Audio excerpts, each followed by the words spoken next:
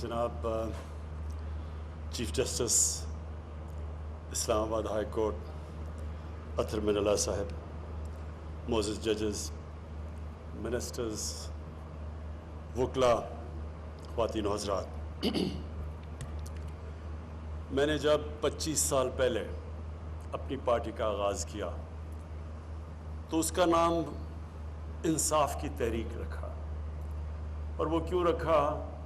کیونکہ میں ایک پولیٹکس کا بھی اسٹوڈنٹ تھا، تاریخ کا بھی اسٹوڈنٹ تھا، اور بہت پہلے میں اس نتیجے پہ آ گیا، کیونکہ میں پروفیشنل کرکٹ باہر کھیلتا تھا، دنیا میں نے دیکھی ہوئی تھی، تو پولیٹکس میں تو میں صرف آیا ایک ہی وجہ سے تھا کہ ہمارا ملک کیوں پیچھے رہ جائے۔ ہم دیکھتے تھے کہ دنیا آگے جا رہی ہے اور پاکستان ایک وقت پہ آگے جاتے ہوئے نیچے آنا شروع ہو گیا۔ 60s میں پاکستان یہ سارے خطے میں ایشیا میں چوتھے نمبر پہ ملک تھا، جس کو دنیا دیکھتی تھی، ترقی کر رہا تھا، ڈیولپمنٹ کا ماڈل تھا، کوالٹی ہماری یونیورسٹیز تھیں، گورنمنٹ ہاسپٹلز میں اچھا علاج تھا، ہم سب، میں اور میری فیملی گورنمنٹ ہاسپٹل میں پیدا ہوئے تھے۔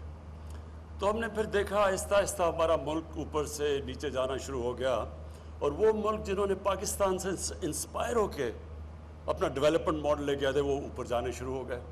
ہماری سامنے سنگاپور، جس کی حیثیت کوئی نہیں تھی، کوئی سوچ بھی نہیں سکتا تھا کہ سنگاپور اور پاکستان کا کوئی کسی مقابلہ ہوگا، یا ملیشیا کا، وہ سب آگے نکل گئے۔ تو میں تو وہ خوش قسمت انسان تھا جس کو اللہ نے سب کچھ دے دیا تھا، تو مجھے تو پولیٹکس میں آنے کی کوئی ضرورت نہیں تھی، لیکن اس لیے آیا کہ ہم نے اپنی آنکھوں سے دیکھا کہ اگر ہماری طرح کے لوگ جن کو ضرورت نہیں ہے پولیٹکس میں آنے کی، اگر وہ نہیں سٹرگل کریں گے تو ملک کا جس طرف جا رہا تھا، اور پچھلے 30 سال میں 85 کے بعد ملک تو بڑی تیزی سے نیچے گیا ہے، ہر چیز میں دنیا آگے نکل گئی۔ بنگلہ دیش جب بنا تھا تو مجھے ابھی بھی یاد ہے کہ لوگ ڈرائنگ رومز میں کہتے تھے کہ جی بڑا بنگلہ دیش کا بوجھ پڑا ہوا ہے ویسٹ پاکستان پہ، علیحدہ ہوگا تو ہم تیزی سے آگے بڑھیں گے۔ بنگلہ دیش بھی آگے نکل گیا۔ ہندوستان، جس کو ہندو ریٹ آف گروتھ کہتے تھے 80s کے اندر، وہ آگے نکل گیا۔ میں کرکٹ کھیل کے ہندوستان سے جب پاکستان آتا تھا تو لگتا تھا کہ غریب ملک سے امیر ترین ملک میں آ گئے۔ میں نے کبھی اتنی غربت نہیں دیکھی تھی جو میں نے ہندوستان میں دیکھی تھی۔ یہ سارے ملک ہمارے سے آگے نکل گئے، اور میں آپ کو ایک چیز، ایک وجہ بتاتا ہوں کہ اس کی وجہ کیا تھی۔ اگر آپ باقی سارے سمپٹمز ہیں ایک چیز کی نہ ہونے کی وجہ سے، رول آف لا۔ جو بھی قوم آگے بڑھتی ہے ادھر قانون کی حکمرانی ہوتی ہے۔ جو بھی بنانا ریپبلکس ہوتی ہیں وہ وسائل کی کمی سے نہیں بنتی۔ بنانا ریپبلکس کے اندر قانون نہیں ہوتا، طاقت کی حکمرانی ہوتی ہے۔ ہمارے نبی صلی اللہ علیہ وسلم نے، میں اس لیے لوگوں کو سمجھاتا ہوں کہ یہ سٹڈی کریں کہ یہ کیا فینومینا تھا، مدینہ کی ریاست کیا فینومینا تھا۔ یہ ہسٹوریکل ایونٹ ہے۔ باقی سارے اللہ کے پیغمبر ہسٹری میں نہیں ہے ان کا کوئی مینشن، یہ ہسٹری کے اندر ہے۔ کس دن میں ہجرت کی، کس دن میں فتح مکہ ہوا، کس دن میں جنگ بدر ہوئی، یہ سب کچھ تاریخ کا حصہ ہے۔ تو یہ ایک فینومینا ہے کہ ایک وہ قوم جس کی کوئی حیثیت ہی نہیں تھی عربوں کی، وہ اتنی تیزی سے دنیا کی انہوں نے امامت کی، یہ تاریخ کا حصہ ہے۔ تو اس کی جو بنیادی چیز تھی رول آف لا تھا۔ 2 خلیفہ وقت، 4 میں سے 2 خلیفہ وقت عدالت کے اندر پیش ہوئے، قانون کے نیچے تھے۔ ہمارے نبی صلی اللہ علیہ وسلم نے بہت، یہ 2 ان کی جو حدیث ہے یہ ہم اسکولوں میں پڑھانا چاہیے۔ انہوں نے کہا تمہارے سے پہلے بڑی قومیں تباہ ہوئی، جدھر طاقتور کے لیے ایک قانون اور کمزور کے لیے دوسرا، یعنی جدھر طاقت کی حکمرانی ہے۔ اور پھر انہوں نے کہا کہ میری بیٹی بھی جرم کرے گی تو اس کو سزا ملے گی، کوئی قانون سے اوپر نہیں ہے۔ یہ ہے پاکستان کا المیہ۔ ہمارے ملک میں یہ جو 2 پاکستان شروع ہو گئے، ایک نہیں 2 پاکستان، ایک پاکستان کے لیے ایک علیحدہ سیٹ آف رولز، دوسروں کے لیے علیحدہ. اور یہ جو ریفلیکٹ کیا تھا ابھی سی ڈی اے کے چیئرمین عامر نے، یہ جو بھی آپ کو دکھائی کہ وہ جو یعنی جنہوں نے جدھر انصاف ملنا ہے اس کی حالت دکھائی انہوں نے، اور شو کرتا ہے کہ کیا اس ملک کی جو لیڈرشپ تھی اس کو کوئی فکر نہیں ہے کہ لوگوں کو انصاف ملے یا نہ ملے.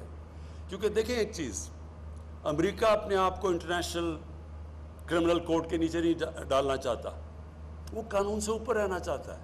طاقتور ہمیشہ قانون سے اوپر رہنا چاہتا ہے، وہ قانون کے نیچے نہیں آنا چاہتا. لیکن جو مہذب معاشرہ ہے وہ ان کو قانون کے نیچے لے کے آتے ہیں. جو ہماری سٹرگل ہوئی ہے جب سے آئے ہیں، یہ کیا سٹرگل ہے؟ سارے اکٹھے ہو کے کہتے ہیں کہ جی ہمارے لیے علیحدہ قانون بنا دو، ہمیں این آر او دے دو. ایک ہی بلیک میل کر رہے ہیں کہ نہیں تو آپ کی گورنمنٹ نہیں چلنے دیں گے. اور یہی جنرل مشرف نے سب سے بڑی جو ظلم کیا اس ملک پہ، ایک تو آئین توڑا، لیکن جو سب سے بڑا ظلم کیا، این آر او دے دیے طاقتور کو. پیسہ تو جنرل مشرف کا نہیں تھا، پیسہ تو قوم کو چوری ہوا تھا. اس کے پاس تو رائٹ ہی نہیں تھا کہ ان کو کہے جی نہیں ہم نے آپ کو معاف کر دیا. اور میں چیف جسٹس صاحب آپ کے ساتھ 2007 میں اس تحریک میں شامل اس لیے تھا کہ یہ ہمارا نظریہ تھا. میں تو پہلے دن سے کہہ رہا تھا، 25 سال پہلے کہہ رہا تھا کہ ملک تو صرف تب آگے بڑھے گا جس ملک میں آزاد عدالتیں آئیں. اور جب اتنی وہ سٹرگل تھی، اور وہ ایپک سٹرگل تھی، کیونکہ مجھے بڑا فخر ہے کہ ہم اس سٹرگل میں ہم نے شرکت کی، اور جو وکلا نے قربانیاں دی اور جس طرح وہ سامنے آئے، وہ بڑی زبردست سٹرگل تھی. وہ ایک ڈیموکریٹک سٹرگل تھی، وہ in fact struggle rule of law کی تھی. کہ ایک ملٹری ڈکٹیٹر کو کہہ رہے تھے کہ آپ یہ نہیں کر سکتے کہ جج کو، چیف جسٹس کو اس طرح آپ اس کو ہٹا نہیں سکتے. لیکن مجھے بڑے افسوس سے کہنا پڑتا ہے کہ جو اس سٹرگل کی نتیجے میں جو رزلٹس آنے چاہیے تھے، وہ مجھے افسوس سے کہنا پڑتا ہے وہ نہیں آئے.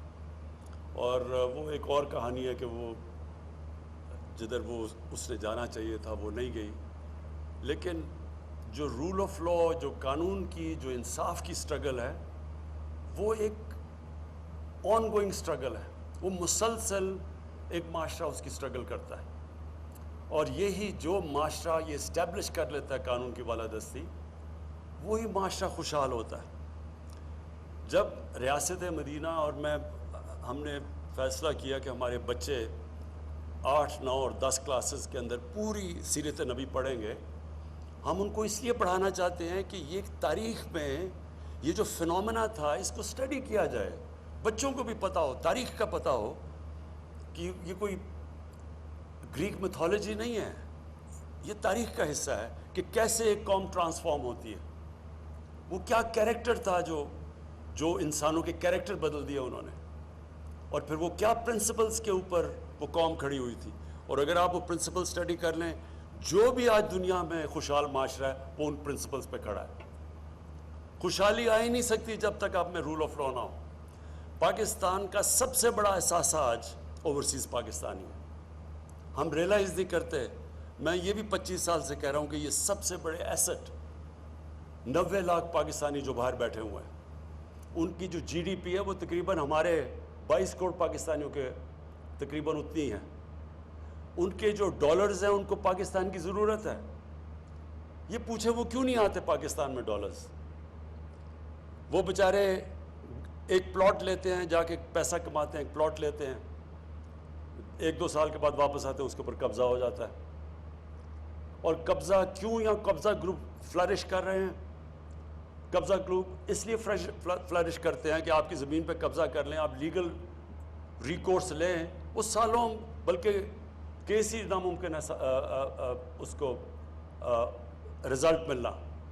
تو جب آپ کو انصاف نہیں ملتا تب پھر طاقتور یہ جو قبضہ گروپ ہیں یہ پھر پریویل کرتے ہیں اس سوسائٹی میں. انگلینڈ میں کیوں نہیں قبضہ گروپ؟ میں ساری 18-19 سال گزارے ہیں وہاں. کیوں نہیں یورپ میں قبضہ گروپ؟ کیونکہ وہاں قانون ہے. تو ہمیں ہماری جو سٹرگل ہے، اور چیف جسٹس صاحب میں آپ کو داد دیتا ہوں، آپ نے بڑی بڑی زبردست ججمنٹس دیے ہیں جو کہ ہمارے معاشرے کے لیے امپورٹنٹ ہے. اور انوائرمنٹ کے لیے خاص طور پہ، کیونکہ ہم نے بڑی تباہی کی ہے اپنے ملک کی، ماحولیات کی. جس طرح ہم نے یہ اسلام آباد، آپ کو حیرت ہوگی کہ 1960 سے 2010 تک جتنی اسلام آباد میں ڈیولپمنٹ ہوئی تھی 10 سے لے کے 20 تک 10 سالوں میں اتنی اور ہو گئی ہے. تو گرین ایریاز جا رہے ہیں اور یہ ہماری گورنمنٹ پوری کوشش کر رہی ہے، اور اس میں آپ کی بڑی ہمیں ہیلپ کی ضرورت ہوتی ہے، اور آپ ہیلپ کرتے ہیں بچانے کے لیے اس ملک کا. یہ جو ایک ماڈل سٹی بنی تھی جس میں گرین ایریاز رکھے گئے تھے، اور اب تو ملک کی ہماری آنے والی جنریشنز کی ضرورت ہے کہ ہم ان کو پولوشن سے بچائیں اور یہ جو کلائمیٹ چینج کے افیکٹس ہیں ان سے بچائیں. تو اس میں یہ تو اب نیشنل نیسیسٹی بن گئی ہے کہ ہم اپنے ملک کو ہرا رکھیں، اپنی انوائرمنٹ کو بچائیں، اپنے دریا پانی کو، ہوا کو صاف رکھیں. لیکن سب سے بڑی بات یہ چیف جسٹس صاحب آپ کے یہاں اس فنکشن سے میں یہ کہنا چاہتا ہوں اور اپنی عدلیہ کو بھی یہ بتانا چاہتا ہوں کہ ہماری گورنمنٹ آپ کی پوری مدد کرے گی فیسیلیٹیٹ کرنے کے لیے. یہ جو ہم نے 93 ضلع کورٹس بنائے ہیں، اور یہ ہمیں کیا بہت پہلے بن جانے چاہیے تھے، اور یہ ایمفسائز کرتا ہے کہ ہمارے لیے انصاف پرائیورٹی ہے، اور انصاف چاہیے ہوتا ہے کمزور کو. طاقتور چاہتا نہیں ہے انصاف، وہ اوپر رہتا ہے قانون کے. کمزور کو پروٹیکشن چاہیے ہوتی ہے طاقتور سے. اس لیے یہ جو عام آدمی کو اگر آپ نے اوپر اٹھانا ہے تو وہ صرف جب ہیومن ڈیولپمنٹ کا حصہ صرف یہ نہیں کہ آپ اس کو تعلیم دیں اور اس کو صحت دیں، اس کو انصاف بھی دینا ضروری ہوتا ہے. اور انصاف جب ملتا ہے ایک معاشرہ آزاد ہو جاتا ہے. اور جو ریاست مدینہ میں سب سے خوشحالی پہلے نہیں آئی تھی، پہلے انصاف آیا تھا، پھر خوشحالی آئی تھی. جو ملک میں ڈیولپمنٹ اور جو انویسٹمنٹ آتی ہے وہ تب آتی ہے جب آپ کا جسٹس سسٹم پروٹیکشن دیتا ہے، کانٹریکٹ انفورسمنٹ ہوتی ہے. جدھر اوورسیز پاکستانی جو ہیں ان کا سب سے بڑا مسئلہ یہ ہے کہ وہ اگر پلاٹ کے اوپر ان کو کانفیڈنس نہیں ہے کہ ایک سمپل سی پلاٹ بھی ہم لے لیں تو وہ بچ جائے گا، تو وہ انویسٹمنٹ کیسے کریں گے، وہ فیکٹریاں کیوں لگائیں گے. تو ہمارے راستے میں یہ بہت بڑی رکاوٹ ہے. اور اس لیے آپ ہمارے سے پاکستان کی عدلیہ کو میں نے کہنا چاہتا ہوں کہ ہم انشاءاللہ پوری طرح آپ کے لیے ہر قسم کی فیسیلیٹیشن کریں گے. یہ ایک اسلام آباد میں بھی پہلا سٹیپ ہے، لیکن اور بھی جب بھی آپ کو گورنمنٹ کی ضرورت پڑے، ہم اس کو یہ نہیں سمجھتے کہ یہ کوئی ہمارا پہلے باقی پیسہ خرچ کریں اور پھر اینڈ میں جو پیسہ بچ جائے وہ جسٹس سسٹم کو دیں. ہم سمجھتے ہیں یہ پرائیورٹی ہے، اس کی وجہ سے پیسہ آتا ہے. جب آپ کے ملک میں انصاف ہوتا ہے تو انویسٹمنٹ اور خوشحالی آتی ہے. تو اس لیے مجھے آج بڑی خوشی ہے. یہ میں سی ڈی اے چیئرمین کو، آپ کو اور ایف ڈبلیو او کو خاص طور پہ میں اس لیے اپریشیٹ کرنا چاہتا ہوں کہ پہلے تو 6.5 ارب سے آپ نے اس کو نیچے لے آئے ہیں تقریباً 1.5 ارب پہ. یہ بہت بڑی اچیومنٹ ہے. نارملی تو 1 ارب سے شروع ہوتا ہے تو 6 ارب پہ پہنچتا ہے. یہ ایک تو اس کے لیے آپ دونوں کو کہنا چاہتا ہوں. اور سیکنڈلی جو 6 مہینے کا آپ نے ٹائم فریم دیا ہے، یہ بھی انشاءاللہ ہم آپ دیکھیں گے کہ آپ نے 6 مہینے میں ایف ڈبلیو اور آپ نے اس کو کمپلیٹ کرنا ہے. بہت بہت شکریہ.